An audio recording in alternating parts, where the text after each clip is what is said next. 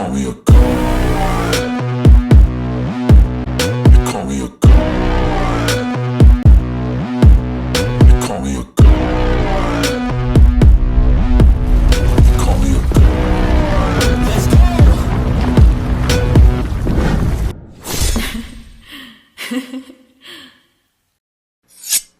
Black women are a disappointment too. Don't get me started on that, because I can sit on TikTok all day long, or even in my YouTube shorts, and all I see is a lot of women saying bad stuff about black men. And I told y'all, I did my little relationship advice stuff where I spoke about black men and the negative things about black men, and I spoke about black women and the negative things about black women. It was always equal with me. It was always going to be equal with me, because I knew how to look at both genders and talk about what problems that we have from both genders.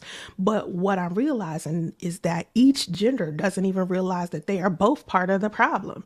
Black women claim they want protectors and providers, and this is just on social media, because in real life, I don't think this is what's really happening.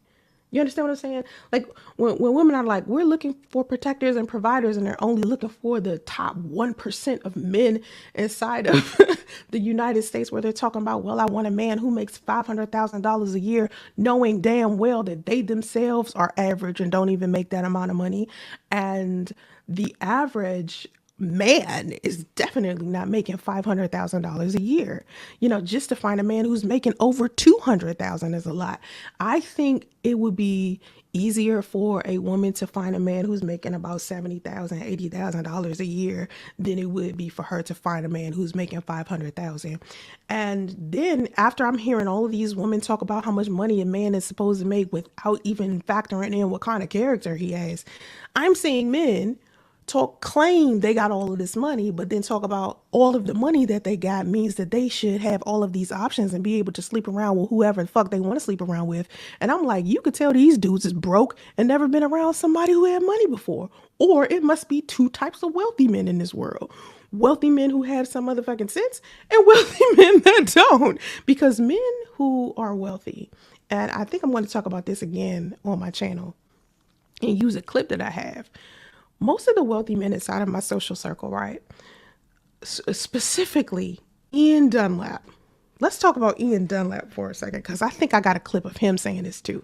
Ian Dunlap is one of the guys that's with the Earn Your Leisure channel. And Ian Dunlap is my spiritual animal. He's my spirit animal. And I've told him this like on one or two occasions on Instagram. I swear to God, this man is my spirit animal. This dude is a monster when it comes to finance. So anyway, he said something recently on a video that really resonated with me, because I had been telling women this. And he said, as a man, being as though I went out and got my success, now I have to have more discipline about the women that I choose to be with. I can't just be with any woman. She has to also be the type of woman that can fly herself out. Historically, women always want the men that are a finished product. But as a result, when you become that finished product, you got to be way more disciplined in how you engage and what you'll put up with. So even with me, I'm like, hey, if we gonna kick it, like before I have my little bae, hey, you want to see me fly yourself out, invest in yourself. I'm not flying you out. Put money into you if you want something with me to work out, because I'm up. When I was down, I may have to fly you out. Right. I'm not doing it now. I'm not taking money away from my son to put into anything. And some people may have an issue with that. Right. But my thing is, like, I'm not going to take away money from my son to give to a girl who I know probably will not be here in a year and a half. And I said this to women. I tell women all of the time, the black men who are successful, they do not want broke ass women who are sitting there just wanting a man for his money. They want women who are college educated, owning businesses, have multiple sources of income. And so when I teach this on my channel, my Lady Lux channel is new, my Lux Lady Wealth channel, and I create all of these books teaching women how to generate income. The first thing I see inside of my comment section is a whole bunch of Pookies and Ray Rays and Dusties mad because I'm teaching women this.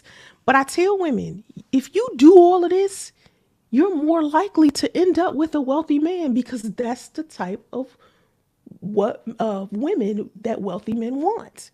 They want women who have their shit together, not women who are sitting here just looking for a meal ticket.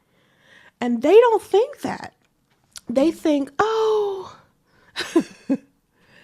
if I want a wealthy man, there's going to be a wealthy man out there who is going to find me. And it's just inevitable if I pray hard enough. It's not how that works. Okay. It's not how that works.